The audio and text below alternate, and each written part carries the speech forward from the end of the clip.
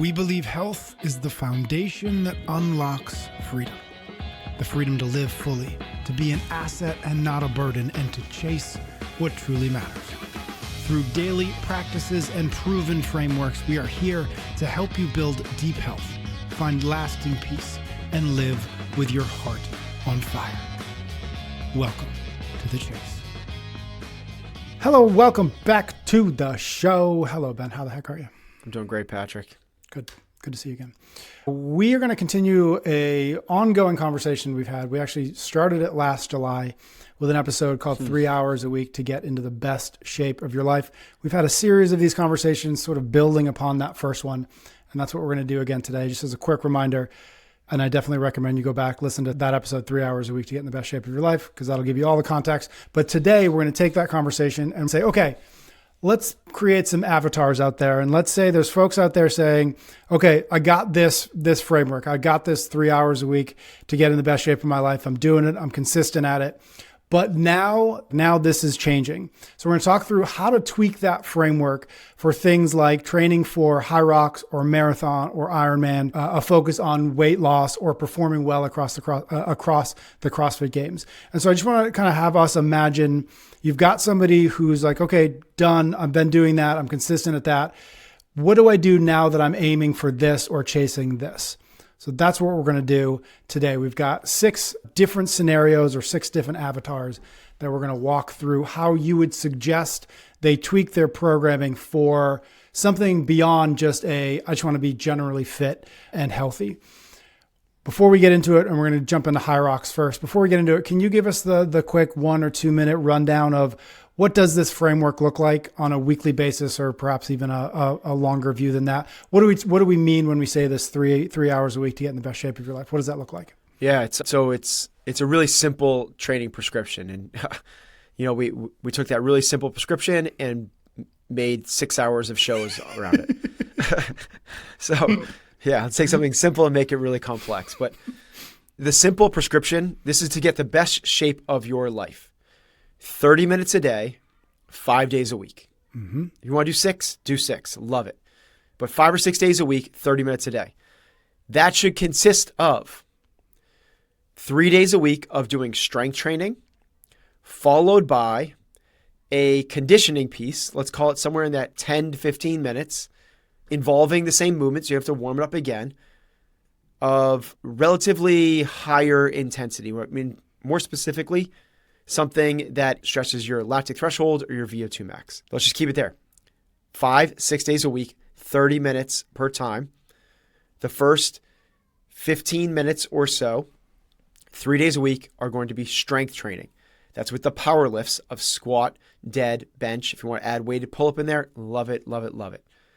Following those 3 days a week, similar movements, so you don't have to warm up again, add some conditioning in. So that means like if you just did squats, now we're going to ride a bike and do some thrusters, right? You just did bench.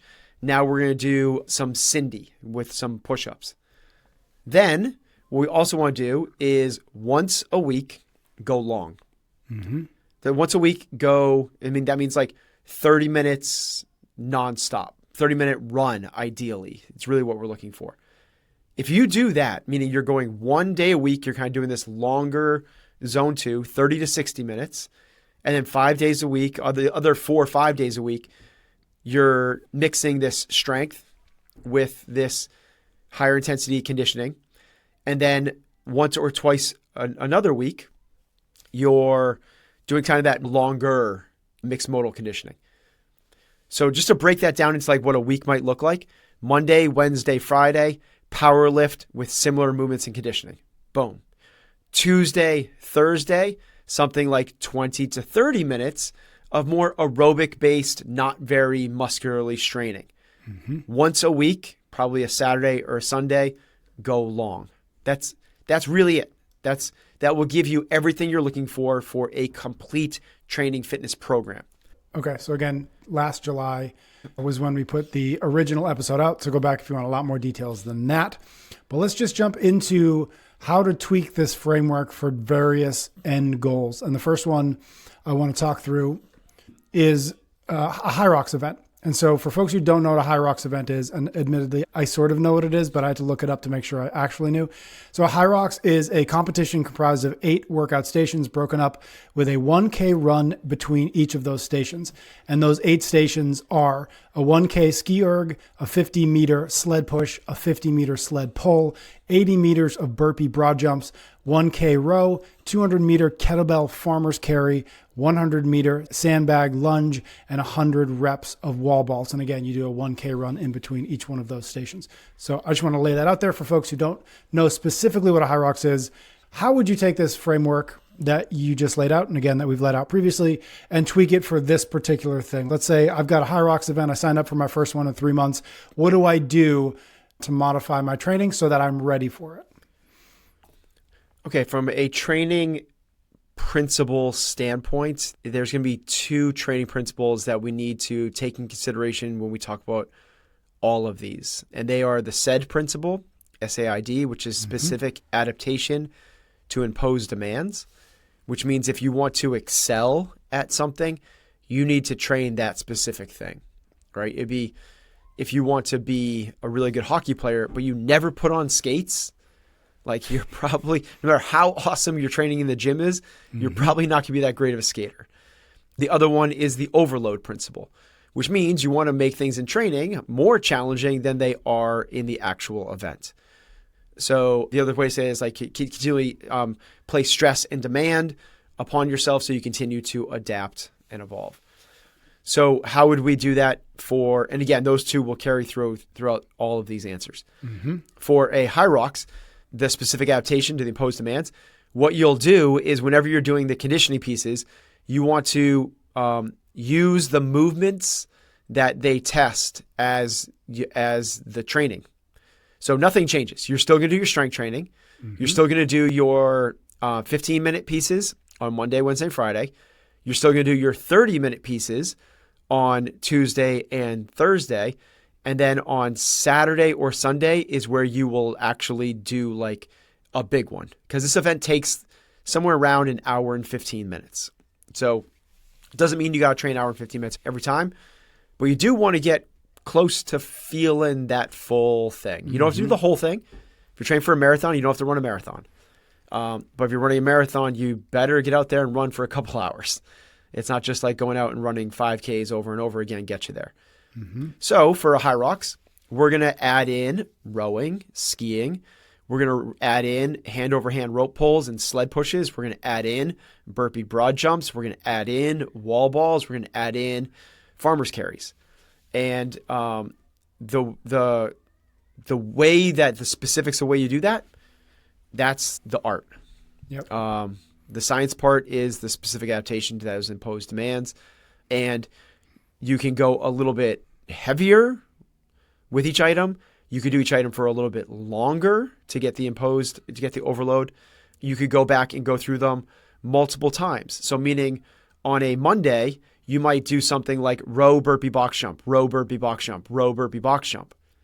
Whereas on Tuesday, you might do something like run, farmer carry, wall ball, run, farmer carry, wall ball. And you can do this in couplets and triplets and so on. So it's a really matter of just introducing the specific movements, making sure that you're getting them a little bit bigger, heftier, and more volume than you would in the actual event. And then make sure you get yourself at least over 45 minutes once a week. And because the Hyrox events are the same, in other words, regardless of which one you sign up for, whether you do it in 2 months or 6 months, at least in theory, they're the exact same race, as opposed to a CrossFit event where it's like, well, we don't really know what it is. We just know that it might be 3 months from now. How often would you suggest an athlete go do a mock Hyrox? Would you have them ever do that? Or is it do it once, do it 3 times, do it every week? It's a matter of how much this matters to them. Because there's trade-offs to specificity. So training specifically for a Hyrox, this is going to sound weird, can lower your fitness. So the best way to get fit is the prescription I laid out in the beginning. Yep. So if you go towards any one of these things, it sounds really weird. I get it. Your overall fitness, your area under the curve. from an exercise science, from a work capacity output standpoint, it's going to go down. So it's a matter of how important is this to you? Are you doing it just because you want to like sign up and do something fun with your buddies and you're all going to travel to Dallas to go do the next one? Cool. Or are you like, no, I really want to be in the top percent of my age group. I want to try to podium. And that determines the level of frequency and specificity. Got it. So just to pay that, if it doesn't matter that much, just what I laid out is great. If it really matters to you, you want to be hitting these things in the right order because the order is going to matter. If you just do wall balls fresh all the time when wall balls are the last movement, that's going to be really, really different than what you're going to experience on the actual game day. So you're going to get closer and closer to the actual specific test, the more magnitude and importance it plays for you. Got it. All right, let's jump to our second one, which is losing weight. Again, our avatar's been doing the training, as you said, but says, I still got 10 or 15 pounds that I want to lose. Maybe it's even 7, 8 pounds. Doesn't really matter the number. But how would you tweak the training protocol to focus or emphasize that particular goal? This is not a cop-out answer. I would not at all. Got it. This would be the protocol. What I would change is the kitchen. If you want to lose weight, it's not really as much about the training. It's about what you're eating. So this protocol would be the one. This is the most well-rounded. This creates the most well-rounded fitness. What you don't want to do is go like, I'm going to do a whole bunch of 30-minute zone 2.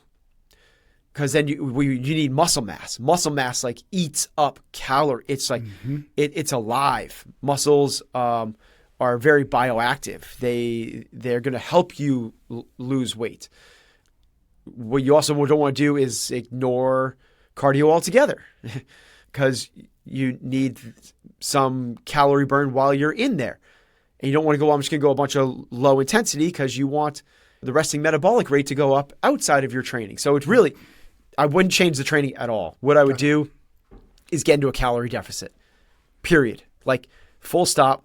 Whatever tactic you want to use to do that, intermittent fasting, macros, calorie counting, time restricted eating, keto, or whatever it is, that's the way to lose weight, is get yourself into a calorie deficit. Let's pause to say thanks to a few sponsors, and we'll be right back to the conversation. We're brought to you by Factor Meals, the premium meal delivery service that brings chef-prepared, dietitian-approved meals right to your doorstep. Head to factormeals.com/factorpodcast and use the code factorpodcast, all one word, to get 50% off your first box plus some free shipping. Listen, I know how challenging it can be to maintain a healthy diet with a busy schedule. That's why I love that Factor arrives fresh and fully prepared. Just heat and eat in a few minutes. With 40 different options across 8 dietary preferences every week, you'll never get bored. Whether you're following keto, you need calorie smart options, or want, like me, protein plus meals, Factor has you covered. They even offer wholesome smoothies, breakfast, and grab-and-go snacks as add-ons to make your entire day of eating easier. Remember, visit factormeals.com/factorpodcast. Use the code factorpodcast, all one word, to get 50% off your first box plus free shipping. We're sponsored by Element, the electrolyte drink mix trusted by athletes, trainers, and active human beings worldwide.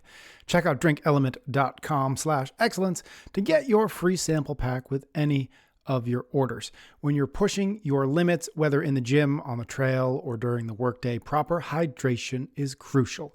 But the sports drinks you'll find nearly everywhere are loaded with sugar and artificial ingredients you do not need. Element is different, though. It gives you all the electrolytes without any of the junk, helping you stay hydrated and performing at your best. Everyone from Stanford neuroscientists to functional nutritionists are Element advocates, and after you give it a try, you will be as well.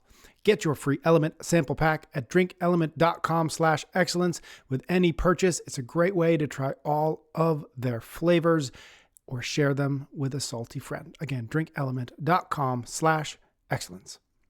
We're brought to you by Momentous, where winners don't make resolutions, they make commitments to excellence through proven supplements. Head to livemomentous.com. Use the code excellence for 20% off your order of science-backed NSF certified supplements. You see, while others are making resolutions that will break by February, high performers know that real change comes from consistent, intentional routines. That's why Momentous obsesses over quality, working with leading PhDs and research laboratories to create supplements that meet the standards of Olympic teams and professional leagues and lowly podcasters. Every batch is rigorously tested, ensuring you're getting exactly what's on the label. No mysterious proprietary blends or hidden ingredients. Whether your goal is peak performance, cognitive function, or simply living better for longer, Momentous provides the foundation with essentials like their premium protein and CreaPure creatine monohydrate. Start your year right at livemomentous.com and save 20% with the code excellence. Okay, now let's get back to the show. Number 3, completing a first marathon. You've got somebody in your gym says, I want to do this, Boston Marathon for the first time. What do you change? What do you tweak? What do you add? What do you take away? Okay, I would start with the foundation. And then here's the simple way to do this. On Tuesday, Wednesday, Thursday, you're going to run 4 miles, 5 miles, and 4 miles. Mm-hmm. So you do that every single week. Just 4, 5, 4, 4, 5, 4, 5, 4, 5, 4 on Tuesday, Wednesday, Thursday, 3 days in a row. On one day on the weekend, Saturday or Sunday, whichever one works better for you, you're going to do a long run. Start at 5 or 6 miles, whatever's you can do. Add a mile 3 weeks in a row, and then back off a mile. So meaning, on week 1, you're going to run 5 miles on Saturday. Week 2, you're going to run 6. Week 3, you're going to run 7. And week 4, you're going to go back to 6. Mm-hmm. Then you're going to run 7 and 8. Then you go back to 7. Then you're going to run 8 and 9 and go back to 8. And you're going to wave up that until you get to running 18 miles at least. Now, another way to do that is, how many weeks do I have? And you start at 18 and you back up. You just go like, okay, that means that I'm going to go 18, 17, 16. And you're going to go, how many weeks do I have until my marathon? It works really well as a 16-week training program, 4 months, to be able to get yourself to be able to do that. That little wave progression with the only 4 days a week of running is a phenomenal way to build up the volume without beating you down. And those Tuesday, Wednesday, Thursday runs, are they on top of, let's say, the back squats and the short Metcon that I did on Tuesday or Wednesday? So that's in addition to the framework that we laid out. Yep. Yes, exactly. Yep. To run a marathon, you're not going to be able to train just 2.5 hours a week. Got it. It's the event itself is 4.5 hours. Right. Right. Good reminder. Okay, cool. That was completing the first marathon. Number 4 that we've got is performing well across the CrossFit Games season. I know I honestly don't even know what the season looks like at this point, but let's just say it's an open, it's some qualifiers, and let's say it's an individual who wants to get to the CrossFit Games. What does that training protocol look like as compared to the one we laid out, the prescription we laid out? Yep. The first thing I would do is I would change the Sunday run day, the long thing that we talked about on Saturday. I would change that to a row from a run. There is shuttle runs that might pop up in the open. Let me back up. I'm talking about specifically training for the open first. Leading up to the open, if you want to excel at the open, it's really pretty simple. There's only about, I haven't done this in a long time, but I think it's about 14 movements. There's only 14 movements that they test. Mm-hmm. Yeah, there's little variations like dumbbell, one arm, overhead, walking lunges, but it's walking lunges. Yep. So what I would do is I would follow this exact protocol, and then I would work on that said principle. Yep. And what I would do is the conditioning pieces majority of them would be EMOMs of the movements that you plan that you think are going to show up. So something like EMOM 12 of 12 overhead squats, 12 toes to bar. 1 minute one, 1 minute on the other one. The next day, the same thing, but it's going to be clean and jerks and burpees. And then I would keep all of the cardio, the monostructural, to rowing, because it's the only one that shows up besides shuttle runs. Right. Yep. And I would do it in the movements, the loadings that tend to show up.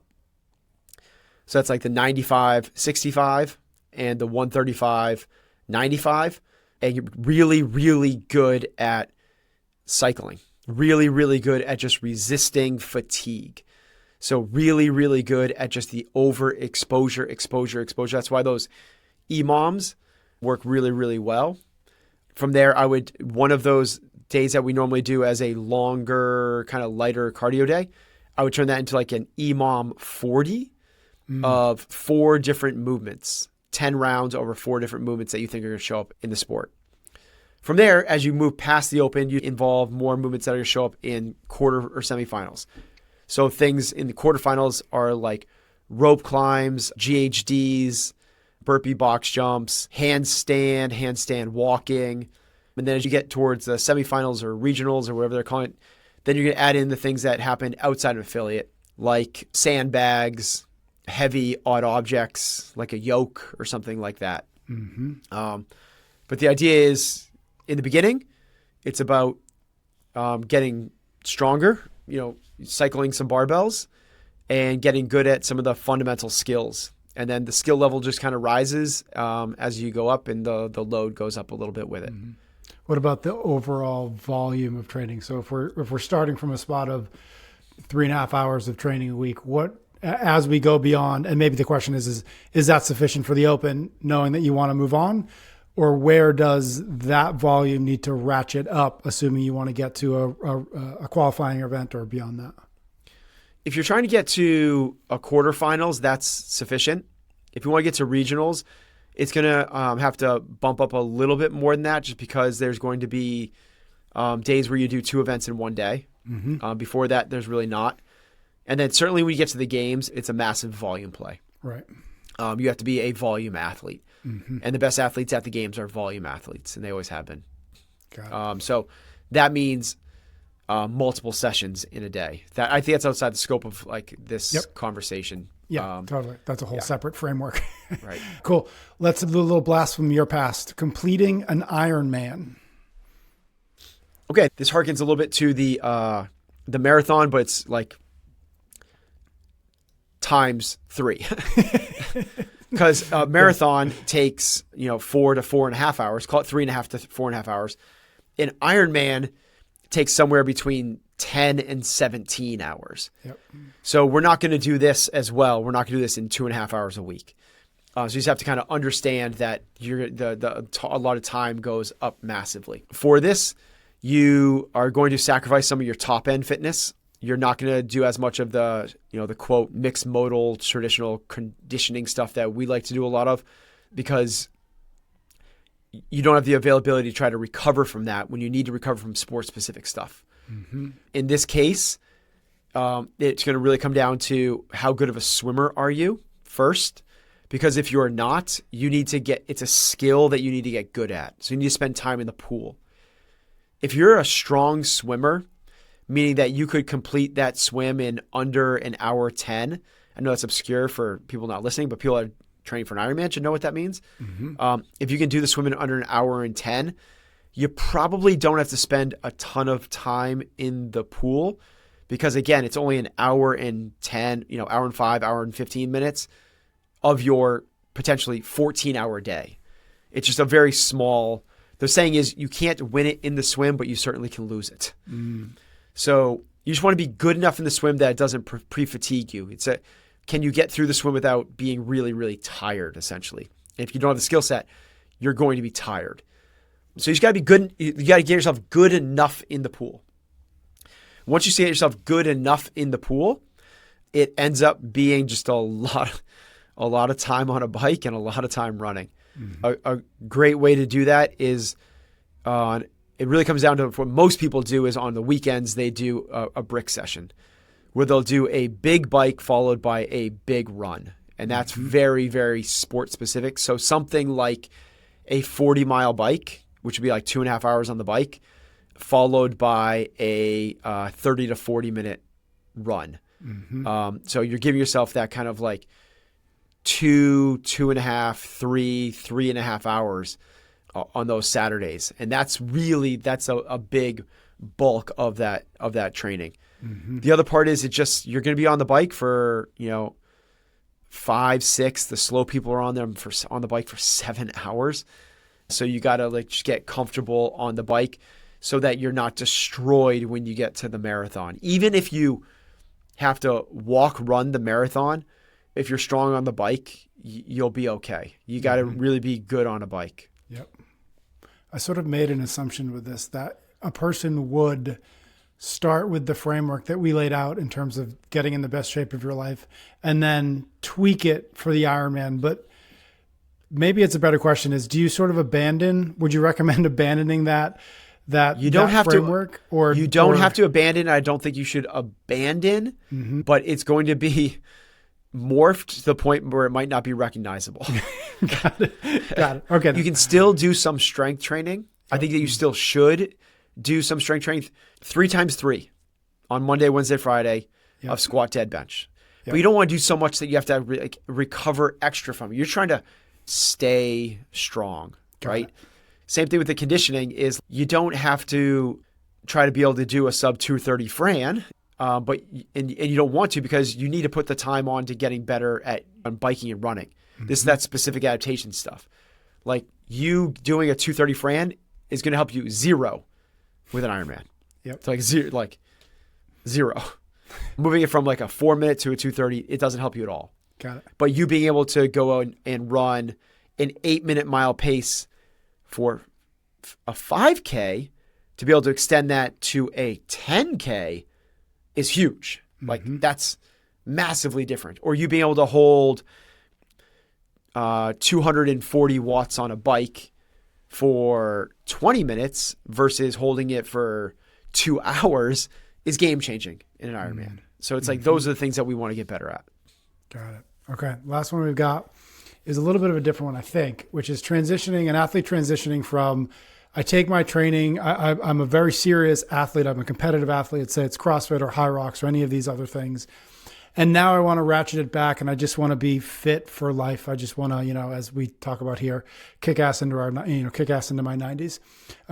And so maybe this is actually a psychological question and not a training question, but what would you do with that individual who, let's just presume, wasn't training 3.5 hours, is probably closer to 10 or 12 hours a week, if not even more than that. How do you start to ratchet them back to this more manageable 3-4 hours a week of training? Yeah, I think you nailed it. It's more of a psychological thing than anything else. And the way I would do that is, first and foremost, you're only going to do a single session a day. And the second part is don't record your results. It's the opposite of like what we should be telling everybody else to do, right? Yep. But the reason that they were a highly competitive athlete is because they're highly competitive. Yep. If they're recording, they're not going to be able to make that transition back, is really what it is. They're basically continuing to be a competitive athlete, just on a different platform. Yep. And if you don't record your results and also allow yourself to, if you're at a CrossFit gym or something like that, or you're following on an online training platform, allow yourself the freedom to change a part of the workout. Not so drastically that you're off on your own program, but maybe instead of kettlebell swings with a 53, you're doing Russian swings with a 70. Got it. Just so you don't have that temptation to compare scores, right? Where everyone else is going to be biking 12 calories per round, you go and do a 2-minute run. Just so you just don't have that temptation to, and what you were trying to do is disassociate your self-worth from your performance. Which is the reason athletes are so good is because they put that much pressure on themselves. This means that much to me. And we got to get away from that. It doesn't. Perfect. Thank you, man. We're going to wrap it up there. Thank you very much for tuning into the show. Make sure you're subscribed wherever you're listening or watching so you do not miss another episode. For more frameworks and daily practices, visit chasingexcellence.email. And don't forget to tap the link in the show notes for today's full listener guide, where we break down the key ideas and provide actionable steps to help you put them into practice. Until next time, keep building health, finding freedom, and living with your heart on fire.